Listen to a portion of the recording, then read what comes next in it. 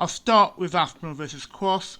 The Asps had a rough time last year. Actually, was seeded 64 in Players' Championship Finals. Actually, then playing first seed Chris Dobie actually won the match. Here, he's still got a good chance against Rob Cross. You might think, well, he's seeded 1, obviously he must do. Cross, I'm surprised he's only number 32. However, frankly, looking at Cross's form, I'm surprised really how bad it's been in comparison to last year. Aspinall has been inconsistent and some issues possibly with dartitis. And if you can have a look here at Aspinall, he's at 3 quarterfinals this year. We say this year. The World Championships obviously started at the end of last year. The Masters UK Open, a couple of first round defeats in match playing the World Grand Prix. He was lucky, I view, to get in the Premier League. I'm one of those people who thought he only got in because of Mr. Brightside. And he did well, but partly I think he did to get to semis. Although I think Michael Van Goghn's unfortunate family problems probably helped as Van Gogh didn't qualify. And I think another time Van Gogh probably would have done. Aspinall, though, he's won 3 Euro Tours this year, certainly deserves to be a top seed, and he's done a little bit better form perhaps this year than last year. And his Pro Tour form recently, with a final, quarter-final of the last 2 Pro Tours, he's actually in decent form. He seems quite a likable guy. I have to say, I sometimes wonder why the coat of Aspinall comes from. It comes, I think, it's a little over top, maybe, but he seems a nice chap. Has only ever darts exhibition I've been to was there, and he seemed a good laugh. He seemed, generally a nice guy. Cross hasn't really shown a form since his World Championship win. I think it's a kind of weak period for darts, really. I think it was at the end of Phil Taylor, Aidan Lewis on the downgrade, and the new players not quite coming through yet. And I think it's a time maybe to win the World Championship. His Euro Tour form, it's been okay. He's had a quarter final. And then a couple of second and third round matches, but of course he doesn't play in first round games anymore. When none of the Premier League players do, I think that was a mistake. I think it was, and I'm not the only person who thinks that was a fact that they should have still using 1 year tour rankings to get bias past the first round. So he's been maybe a bit lucky in fact. Certainly worse than last year when he had the semi-final and a win. And his Pro Tour form started with a win and a quarter-final of the first 3. Since then, he's missed quite a few, actually. Same for quarter-final. He's been semi-final, quarter-final thing. So he's been okay. And he's not been last year either in it. He was, only okay. No, you get past the 4th round last year. I'm not sure about this. I'm going to give it to Aspinall, but not by much. And it doesn't matter if it crosses 32. In fact, I think he's certainly a better player than that. But Aspinall, I think, is not as good player as he is as a top seed. I think that's certainly in no way he's the best player in the world. And I wonder about Aspinall here. How he sometimes has had a rough time, certainly I think this time last year.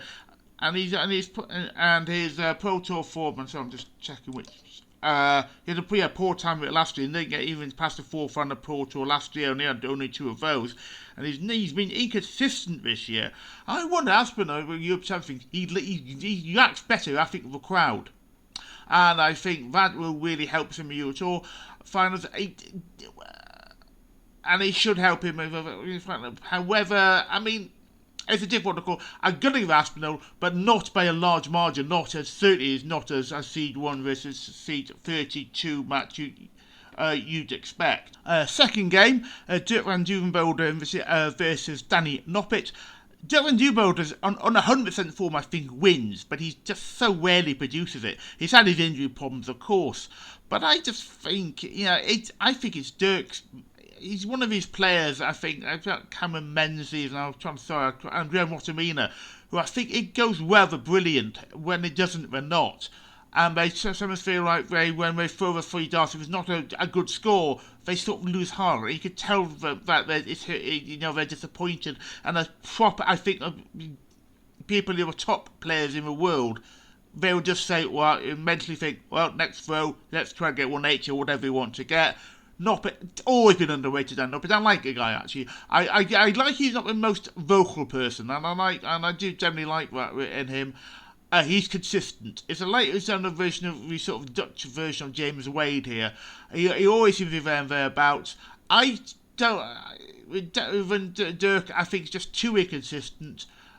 He could do brilliantly here. I think though Noppet wins this one. The next game, Josh Walker, Ricardo Petrescu. Petrescu's only hope is the crowd. German crowds are a bit notorious, like the English crowds, Scottish crowds can be as well. I'm not a great fan of the overly nationalistic CGC in darts games, all of those three countries. It's his only hope he has. Josh Rock has sometimes had his TV form has not been brilliant. It's been improved, certainly under with Daryl Gurney winning the World Cup of Darts will help matters. But Petrescu is not the player he was previously last year. He's actually, really, to be honest, he's had a rough. He's not a great. On Pro Tour, he's been hopeless, actually, frankly. A few 4-5. He's had a quarter final in 2 years. That's the best he's got. He's just not. But now, of course, luckily, it's not taking place in this country. But his form there has been bad. And again, with Euro Tour form, he's had one quarter final, that's it, and a third round, and everything else been second, first round. His form just hasn't been there at all. He was quite a bit better last year.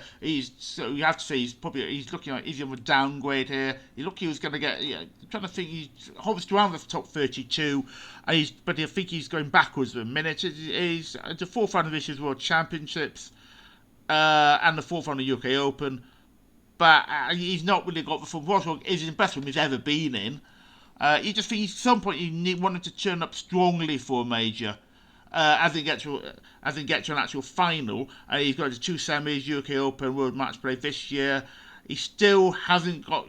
Just at some point he's going to get. You think he has to get to a final major. When many great players haven't won a major in darts over the years, but he's a far better player than two in both Euro and British and UK games. And I cannot. And really, unless he has a meltdown, I can't see him losing. Nicholas Springer and J.M. Wattermina is a fascinating game. Nicholas Springer is first year tour card going really, really well, and he's certainly going to keep it next year. J.M. Wattermina, I was thinking in my mind, I'm making a connection with Jeffrey Deswan a number of years ago, both really good young upcoming players. But both lost their way. Deswan totally lost his way, lost his tour card, hasn't really come back. Wattermina has come back fantastically, his best form again, I think of his career, though he did get to the final this last year, but even better form this year than last year. It's strange. What I mean is better form actually with Pro Tour of a whole than actually the European Tour, just by being a European player with 2 wins of Pro Tour quite recently, including the last one, and quarter-finals on the Euro Tour, with 2 of those. While Springer, his Pro Tour form has not been that great. He had a recent 4th round in the last one he was in, which actually was the last time, he's the only time he's got to a 4th round, any of them. He's done well in the Euro Tour, a win and a final. It's difficult. I'm going to edge in favour of J.M. Wattermina, but Wattermina sometimes can't turn up, so it's not a guaranteed win, but I think Wattermina edges it. Luke Litter, Raymond van Barneveld. Barney's only hope is it's a short format, 11 legs. Might get if he gets a good start, he may have a chance. He needs a good start. Barney was my favourite player probably about 10 years ago. I remember watching him just under maybe 9 years ago, and he beat Aidan Lewis 7-5 in a Premier League game, 1 or 2 times him into a Premier League. Sadly, Barney then lost his way, got retired, and then came back. The problem many people have with Barney is I'm afraid his attitude isn't great. It seems that Barney's sulking in his recent defeat, I think it was always shown, where he ended up not shaking his opponent's hand. I think it might be a breakdown in communication with 2, perhaps looking to shake each other's hand at the end of the game after losing, and they didn't sort of, we were looking at each other at the same time. But then what you surely should do then as Barney as a loser, just make sure you say, oh sorry, I must have missed you, and just go over and shake his hand, opponent's hand. Barney didn't do that. And I'm afraid his attitude, it's not. I think it's disappointing, and really, it might be his last year, and maybe I hope it is. I was reading a comment on a YouTube video about that match where Barney's and a few people saying, but his attitude on the exhibition matches is actually pretty poor. He's only there for money, maybe. I don't know about that. I also, a number of years ago, 8-10 years ago, read a story about Barney being brilliant with someone and just giving some free tickets because he was on a pub, I think, before Aberdeen game, and then bumped into somebody and they chatted and he got some free tickets to sit at his table during Premier League. But maybe Barney, he's had some, his mind's not always been there, sadly, and I think maybe that's what's happened the last few years. But, I mean, Either at his best, he should lose to Littler, and at his worst, he could be annihilated. James Wade, Mike Dedeker. Wade bound for years, but it's your best player never to reach the World Final. Probably has to be one of the first, one or two, I would have said. Possibly the best ever not to. Dedeker, of course, had his shock win of the Grand Prix last year. By his quarter-final of the Quaid Championship finals, he's not really moved on from that. Wade's been consistent, and I think I always talk about wading it. I think Wade wins this. I think he's got the consistency this year on the Pro Tour, on the Euro Tour as well. And I think it'd be too much for Mike Dedeker. If Dedeker shows what he did when he won his major, he will have a chance. But I think Wade just has the consistency to beat him. Luke Humphries, Krzysztof Ratajski. Ratajski's been a bit better this year on the Pro Tour, Euro Tour than he was last year. But Humphries I think he's just too consistent, and I'll be really surprised if Humphries doesn't take this. Ratajski's just hanging on to the top 32. He's doing enough. He's won a Pro Tour this year, so he's doing enough to hold a position. He was looking like he was going down rankings quite quickly. He isn't, but I think Humphries will take this one probably quite easily. Cameron Menzies, Guy Anderson. I was surprised that Cameron Menzies is 36. I thought Cammy was younger than that, actually. I don't know why I thought he was still in his 20s. And Guy Anderson, Legends of the Game. Consistent this year, and I think he has this. Cameron Menzies also, he's not been most consistent on the TV. There's a very sad meltdown against London Gates World Championships. I think he's sorted himself out a little bit about his form on the TV there. But his Pro Tour form, and obviously isn't a Pro Tour because European Championship, but his Pro Tour was really good at the start of the year. Second half of the year, it's been certainly weaker, and I think Guy Anderson, with consistency there, I think also he's. Well, both have a maybe not quite good on these days over TV as well. The past, Janssen has said maybe it's just to try and take pressure on himself in last year's World Championship, saying give stamina anymore for long runs at tournaments. He might not do, but I think he will have the wiliness to win this game. Martin Schindler, Dave Chisnell. Chizzy, he's not a player he was a couple of years ago. He's nearly on Premier League. In fact, I think it might well have been if he beat Wappy Ricky Evans, he might have got in actually. But his form this year has been a lot worse than last year. He actually has won a Pro Tour and had a couple of other fair results as well. But West Ham has been really inconsistent on his Euro Tour form. He was winning multiple titles 2022, 23, 24. He hasn't this year, and he's certainly on the downgrade. He's gone down rankings pretty quickly. Shindy, he's doing well as he did last year, had an excellent couple of years. And frankly, I think Shindy has this. And he's got the crowd behind him as well. I think it should be an easy win for Shindy unless Chizzy suddenly turns up. Ryan Joyce, Luke Woodhouse, I think it's really tough to call.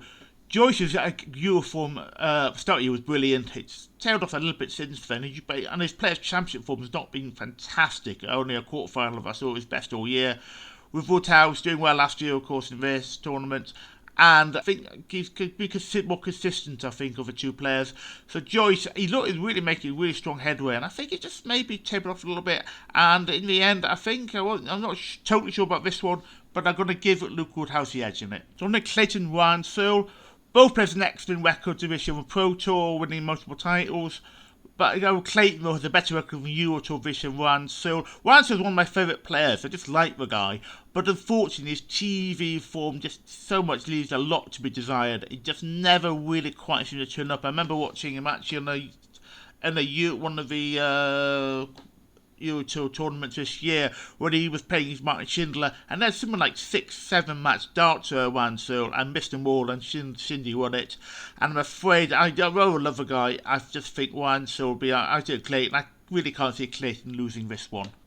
Jan van Veen, Damon Heta is a bit of an odd one because I think both underperform on the TV. I think Jan van Veen has lost both his matches World Championship. He was in the second round last year and then still managed to lose then by the first round. And of course, Heta had a fantastic endurance against Luke Woodhouse and still lost the game as well. Probably one reason getting in the Premier League. I'm not sure. It's a hard one. I'm not sure. I think maybe just the edge of Heta here. Van Veen's a great improving talent, but again, I say both of them have problems on the TV, I think. They're not consistent enough. And again, with Heta, but I wouldn't be surprised if neither of them did well in the tournament. Jim Bunting and Chris Dobey, two Premier League players playing the first straight off here. Well, that's partly because Dobey hasn't the best record on the Euro Tour. He's qualified here quite some way down. Bunting is got it's a couple of great years. Dobie's a fellow person from Newcastle. I mean, he sounds much more from Newcastle than I am. Doing since I was six. Parents aren't from here, which is why I don't really sound like a Geordie. Dobie sounds more like one, so I like Dobie because of that. But frankly, I can't really see it. And I think the Bunting Mentals would be very happy because I don't see Dobie winning this one. Another fascinating game here. Wessel Nijman, Michael van Gerwen going down at ranked, I think, at 19. He hasn't played. He's had a good start Euro Tour, then didn't play many games, lost his way a bit. Pro Tour, it looks as if he's not even very likely not to make it into the Players' Championship finals. It's astonishing because that's called 64 players and he's nowhere near. He has to probably win both tournaments, have any hope, I think. Or whatever tournaments are remaining. That's absolutely astonishing. But I am going to go for winning this. Because Wessel Nijman, because he's come back, he called his ban, there's always a controversy with a guy, well, that, you have to, like the World Snooker Champion, he's always going to have that there.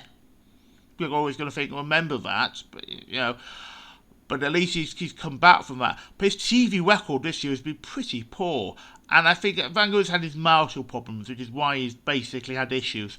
I think he takes this because I think a good Michael Van Gerwen beats Wessel Nijman, who I think I was saying seems to have issues with the TV. It's another fascinating one here. Gerwyn Price. I can't pronounce it very well. I just don't have his speech impediment. I can't pronounce his name correctly. And Daryl Gurney. This is going to be a feisty one, so I suspect. Both of them have kind of issues on the hockey. Daryl Gurney always looks a bit miserable on there, but he something's a big laugh after the games. I saw a video of him once a few years back.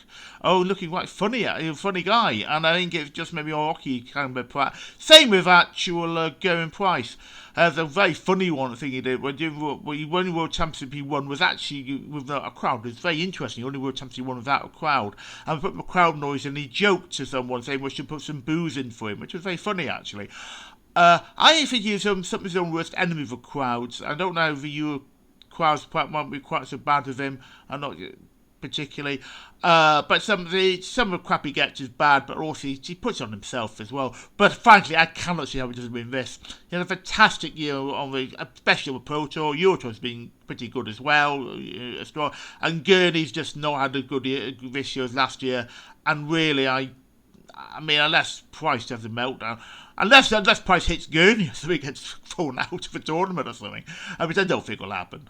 But I can't. Price is a really good. I mean, I found it difficult. I have found it difficult to like him, but I think I like him a bit more than I used to, which it wasn't difficult bluntly. But I can't see how Price doesn't win this one. Final first round game has been two former European Championship winners, Ross Smith and Peter White. Ross Smith had a great start to Pro Tour this year, slightly tailed off a little bit since then. Decent consistent Euro Tour.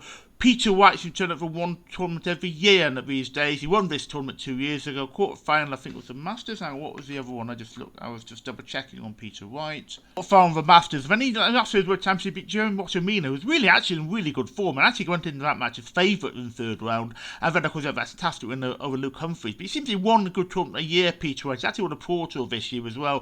But he's just sometimes been utterly dismal, frankly, and not just early defeats. I think his awful averages as well. Of the two, there's a point here we have to say that Ross Smith's TV record's not been the best, apart from this win of his tournament a few years ago. When he beat Michael Smith, actually Michael Smith I was still struggling with a major at that point. He's not even here. I mean, one of my favourite players, Andrew Gilding, misses out by one place. I think he was in the qualifying pots to place to the final round. Also doing Vandenberg's got not there, but some well-known players aren't here at all. But Peter White, he's just not consistent enough. Ross Smith, I'd say his team performance not great. I don't think it needs to be. As he beat Michael Smith, but both are good averages there. It's not when Michael Smith lost to not the UK Open, was appallingly bad there. But really, Peter White, I think, is totally on a downgrade.